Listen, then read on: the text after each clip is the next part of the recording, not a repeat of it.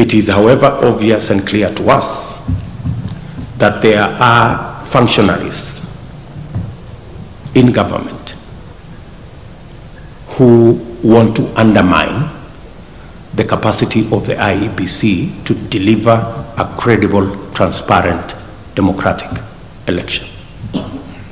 That is unacceptable to the people of Kenya.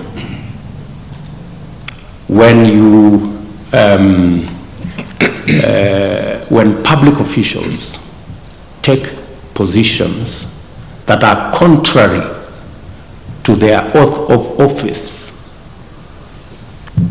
they are not only sabotaging the Constitution, but they are active agents of undermining a credible, transparent election. Public officials in charge of ICT, when they make statements that they are in charge of data that will make whichever side win, that undermines the credibility of the election. And we expect friends of Kenya, like the EU, to speak to those issues, because the issue of a credible election is good for everybody, including our partners. We are writing to the IEBC. You have seen in the media that there was an attempt to obliterate names from the IEBC register, and so far almost 800,000 names. 800? Yeah. About a million. About a million names have somehow disappeared from the register. It's in the public domain.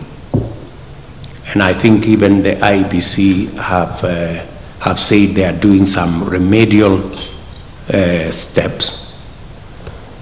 Those kind of attempts are dangerous.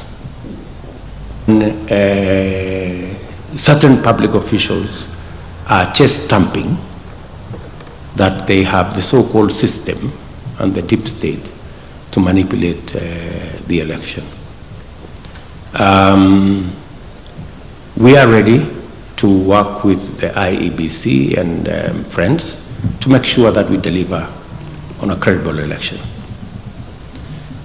We expect that everybody who is concerned, including the EU, to try and get as much detail as possible, both from the IEBC and from these public officials, on what this all is about and how did close to 1 million names disappear from the register.